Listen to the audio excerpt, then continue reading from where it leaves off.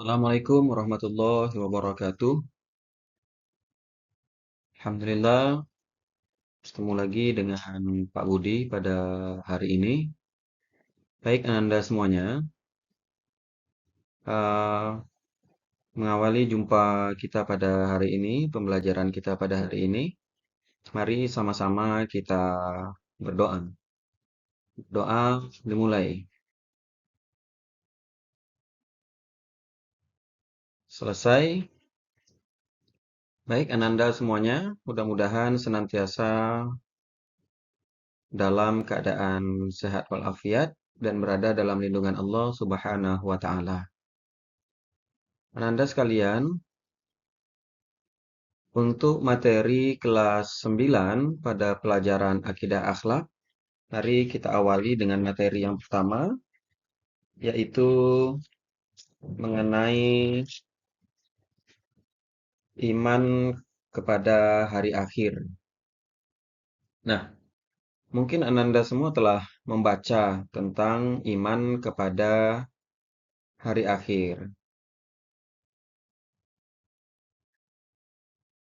Iman kepada hari akhir itu sendiri termasuk dalam salah satu rukun iman. Nah, mungkin kita semua masih ingat, Ananda semua masih ingat, rukun iman itu sendiri ada? Iya, benar sekali ya. Jadi rukun iman itu sendiri ada 6.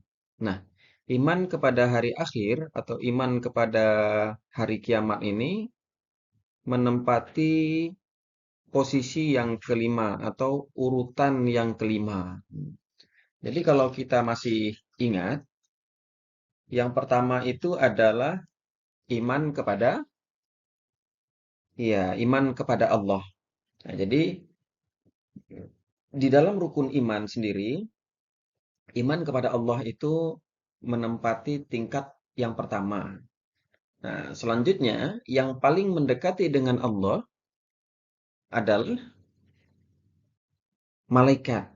Nah, jadi malaikat ini merupakan rukun iman yang kedua. Yang ketiga yaitu iman kepada, ayo masih ada yang ingat?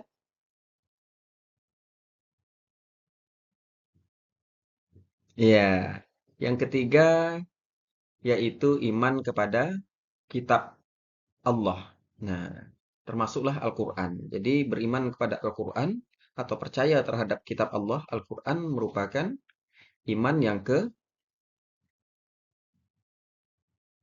ketiga. Nah, selanjutnya apa? Iman kepada Rasul, Nabi dan Rasul, yaitu iman yang keempat, rukun iman yang keempat. Nah, pembahasan kita hari ini, yaitu iman kepada hari akhir ini menempati eh, peringkat yang keempat ya, urutan yang keempat. Nah, ini yang keempat, iman kepada hari akhir. Nah, selanjutnya, yang terakhir, ini yang kelima ya, yang keenam, yang terakhir itu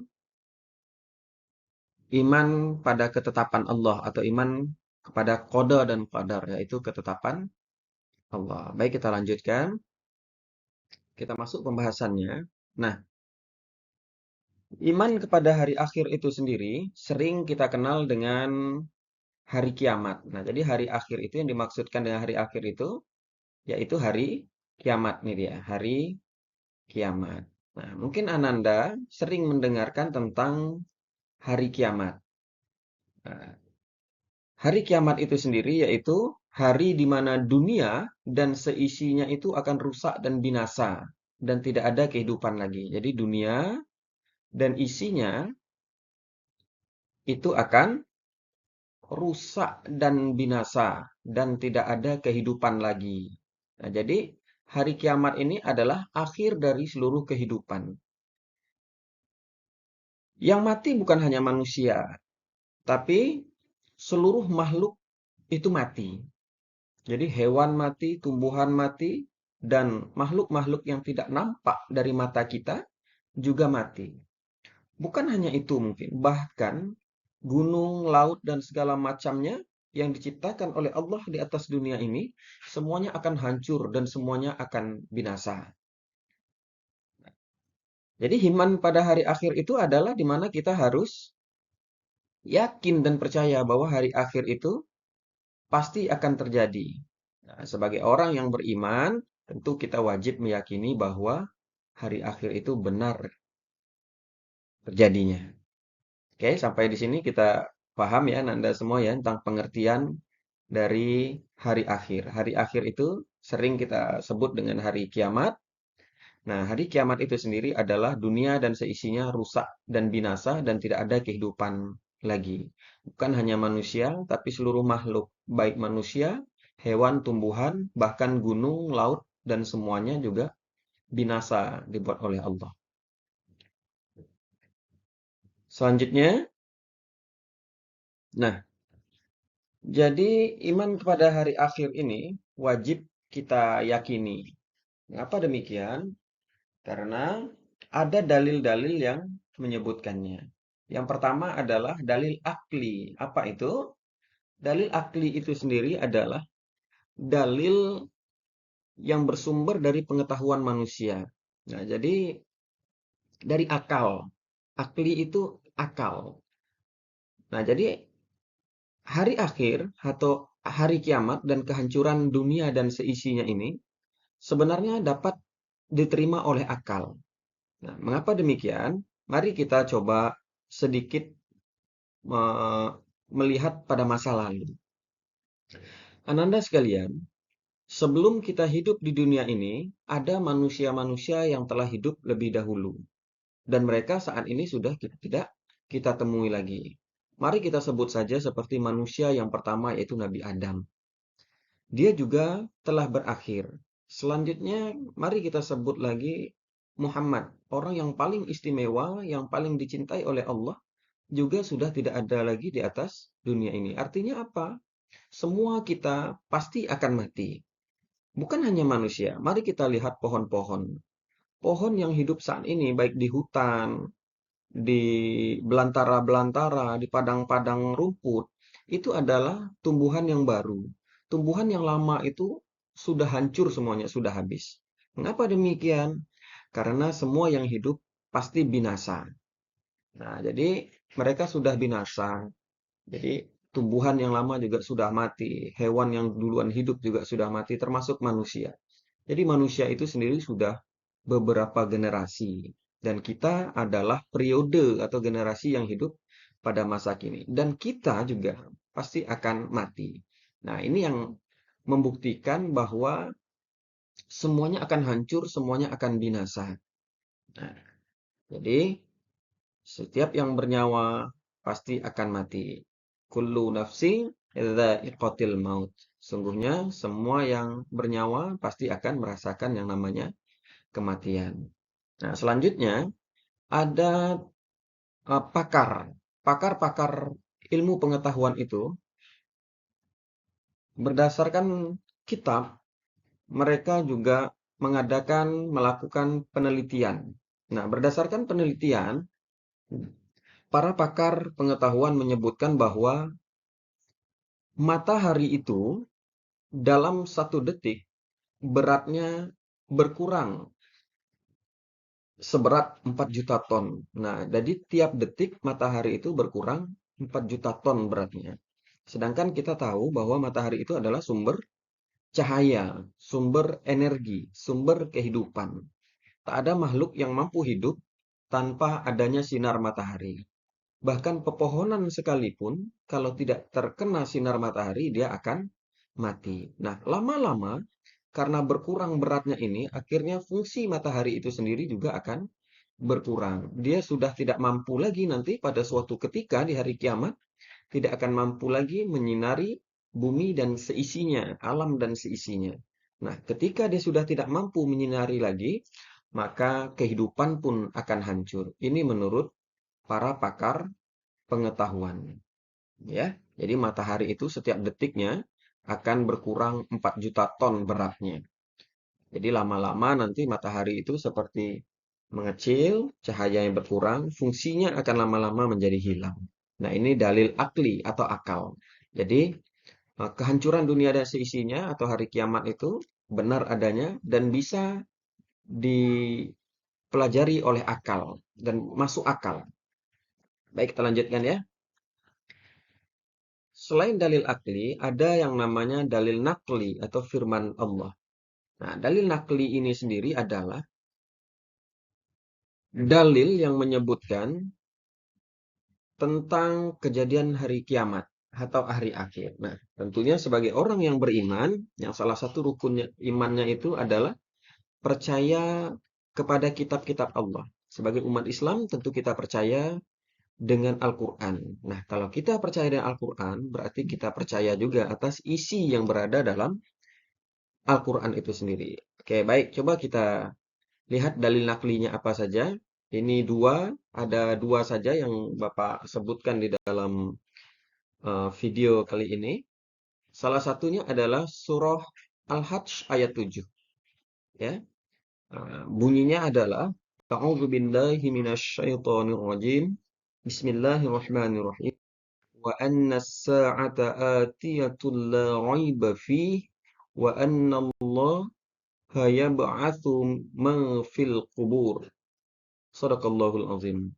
Jadi Allah menegaskan di dalam surah Al-Hajj ayat 7 itu sendiri, sesungguhnya kiamat itu pasti datang kata Allah. Tidak ada keraguan padanya dan sesungguhnya Allah akan membangkitkan siapapun yang di dalam kubur. Nah, jadi ananda sekalian, di dalam surat ini, surat Al-Hajj ayat 7 ini, Allah sudah menjelaskan kepada kita, kata Allah, sesungguhnya kiamat itu pasti datang. Nah, ini adalah ketetapan Allah yang sudah Allah tetapkan dalam Al-Quran. Nah, jadi salah satu firman Allah dalil naklinya yaitu surah Al-Hajj ayat 7. Oke, kita lanjutkan dalil yang lain. Nah, ini dalil nakli yang kedua pada surah Toha ayat 15. A'udzu billahi minasyaitonir rajim. Bismillahirrahmanirrahim. Innas sa'ata atiyatun akadu ukhfiha litujza kullu nafsim bima tas'a. Shadaqallahul azim. Kata Allah berkaitan dengan hari kiamat atau hari akhir, sungguhnya hari kiamat itu pasti akan datang. Nah, ini penegasan lagi dari Allah. Jadi, sungguhnya hari kiamat itu pasti akan datang, kata Allah.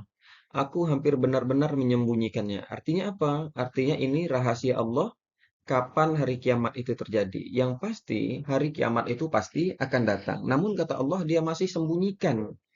Nah, masih dirahasiakan oleh Allah kedatangannya. Agar apa? Agar setiap jiwa dibalas sesuai dengan apa yang dia usahakan. Jadi ananda sekalian, pada hari kiamat nanti kebesaran Allah akan Allah tunjukkan. Kepada siapa? Kepada kita umat manusia. Kepada ananda semua, kepada Pak Budi, dan kepada semua manusia. Tentang apa? Tentang apa yang kita lakukan di atas dunia, Allah akan tunjukkan ketika di hari kiamat nanti. Nah, jadi kita nanti akan dibangkitkan lagi oleh Allah dengan keadaan seperti apa kebiasaan kita ketika hidup di dunia. Nah, kalau kita baik, maka Allah akan membalas dengan kebaikan. Allah tunjukkan kebaikan-kebaikan Allah, kemurahan hati Allah kepada kita. Namun kalau kita berbuat banyak dosa, tentunya Allah akan perlakukan kita. Allah akan balas dan tunjukkan seperti apa yang kita lakukan ketika hidup di dunia. Nah, jadi dalam surah Toha ini ada beberapa, ada 3 hal yang kita garis bawahi. Yang pertama, kiamat itu pasti datang, kata Allah. Yang kedua, Allah masih rahasiakan kapan waktunya. Dan yang ketiga, ketika dibangkitkan nanti, Allah akan bangkitkan kita sesuai dengan apa yang kita usahakan selama hidup di dunia. Kalau baik dibalas baik, kalau tidak baik maka dibalas dengan tidak baik. Oke, kita lanjutkan. Nah, lantas apa saja peristiwa yang terjadi ketika di hari kiamat? Nah, yang jelas kita sudah tahu bahwa hari kiamat itu adalah hari berakhirnya alam semesta. Semuanya habis, mati, dan binasa. Setelah peristiwa itu terjadi, maka ada beberapa runtutan peristiwa yang Allah jelaskan. Nah, Yang pertama adalah ada namanya peristiwa alam barzah. Nah, peristiwa alam barzah itu artinya peristiwa alam kubur, ya. Alam barzah itu sendiri dimaksudkan alam barzah itu sendiri adalah alam kubur, yaitu pada peristiwa kiamat manusia itu semuanya dimatikan oleh Allah. Nah, jadi ketika kiamat itu kan gunung-gunung dicabut oleh Allah dari akarnya, laut-laut ditumpahkan oleh Allah sehingga mereka beradu, ya, seperti butiran-butiran debu yang melayang-layang. Sehingga manusia juga seperti butiran debu yang berhamburan kemana-mana, melayang-layang, dikarenakan hari kiamat itu sendiri yang ditandai oleh, ya, pelajaran kita SD nih, ditandai oleh trompet yang ditiupkan oleh malaikat Israfil. Nah, jadi alam barzah ini alam kubur di mana manusia seluruhnya dimatikan oleh Allah. Nih, alam barzah yang pertama. Selanjutnya, ada yang namanya Yaumul Ba'ats. Yaumul Ba'ats itu sendiri adalah manusia dibangkitkan kemudian digiring ke padang mahsyar. Nah, jadi Yaumul Ba'ats itu maksudnya adalah hari kebangkitan manusia. Nah, jadi setelah kita dimatikan oleh Allah yang kita kenal dengan alam barzah, kemudian Allah membangkitkan kembali kita. Ya, itu peristiwa itu disebut dengan Yaumul Ba'ats, yaitu peristiwa di mana manusia yang telah mati dibangkitkan semuanya. Bukan hanya yang mati ketika di hari kiamat, tapi seluruh manusia yang telah dimatikan oleh Allah, mulai dari Nabi Adam sampai manusia terakhir dibangkitkan oleh Allah. Manusia terakhir ketika hari kiamat itu terjadi, semuanya dibangkitkan oleh Allah. Itu disebut dengan Yaumul Ba'ats. Selanjutnya, anandaku sekalian, ada namanya peristiwa Yaumul Hasyr. Yaumul Hasyr itu sendiri adalah hari digiringnya manusia ke padang mahsyar. Nah, jadi anandaku sekalian, setelah kita dibangkitkan oleh Allah, kemudian kita digiring oleh Allah menuju ke suatu padang. Nah, nama padang itu kita sebut dengan padang mahsyar. Inilah tempatnya. Berkumpulnya seluruh manusia mulai dari Nabi Adam sampai manusia terakhir yang hidup itu dikumpulkan di suatu tempat yang namanya padang mahsyar. Nah, pengumpulan manusia itu sendiri itu disebut dengan Yaumul Hasyr, ya, yaitu digiringnya manusia ke padang mahsyar. Nah, selanjutnya kita lanjut dengan Yaumul Hisab. Nah, hisab ini artinya perhitungan.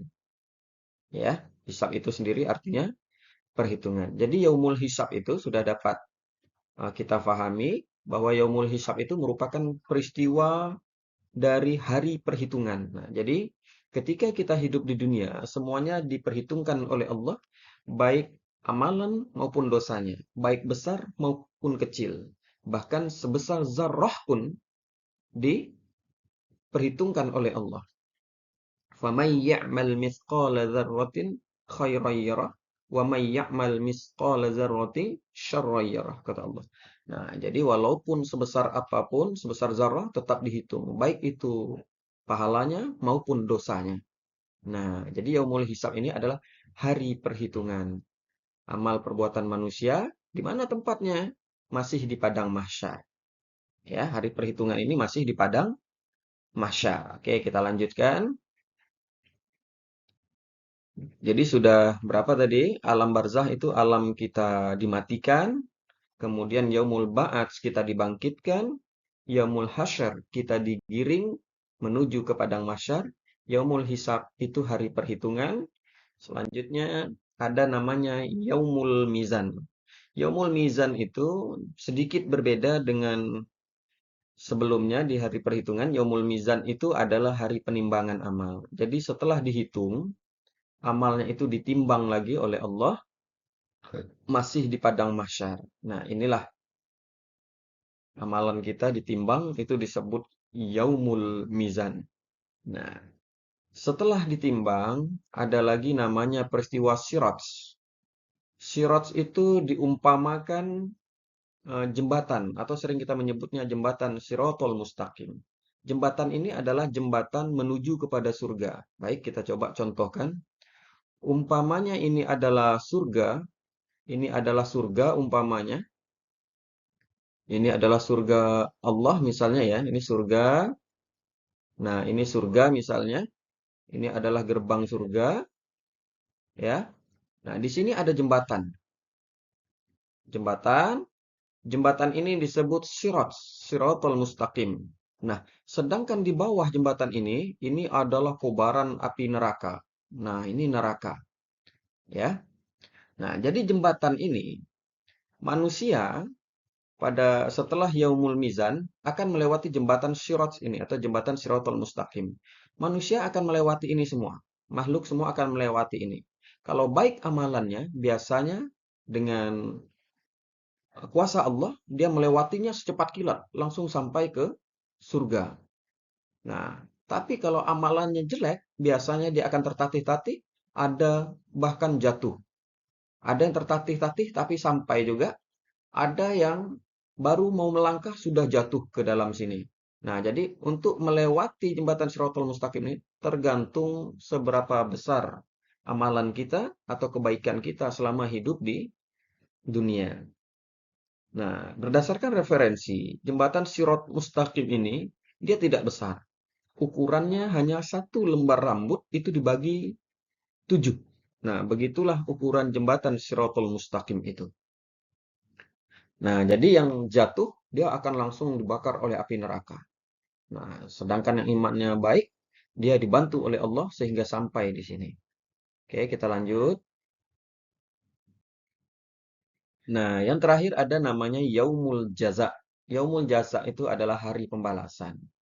Nah, inilah inti dari amal perbuatan yang kita lakukan selama hidup di dunia. Kalau kita berbuat baik, soleh kita, rajin sholat kita, baik adab kita, tidak main-main kita, kita merasakan hidup di dunia ini sementara, maka setelah penimbangan, setelah perhitungan, kita akan melewati jembatan Siratul Mustaqim dengan sangat cepat, bahkan secepat kilat. Nah, kita akan dimasukkan Allah ke dalam surga.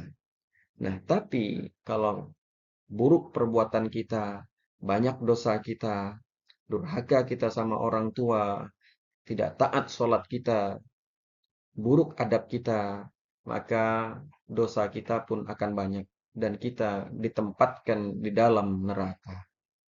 Nah, Ananda sekalian, tentunya kita bercita-cita untuk masuk ke dalam surga semuanya setelah hari kiamat nanti.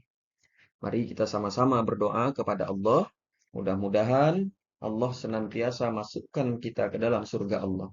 Kita berikhtiar, kita berusaha dengan cara memperbaiki kualitas ibadah kita. Mudah-mudahan Ananda semua yang berada di kelas ini sama-sama kita dikumpulkan oleh Allah Subhanahu wa taala nanti di dalam surganya Allah Subhanahu wa taala. Amin ya rabbal alamin. Baik, itu mungkin yang dapat Bapak sampaikan. Mudah-mudahan bermanfaat bagi kita semua. Pak akhiri dengan Assalamualaikum warahmatullahi wabarakatuh.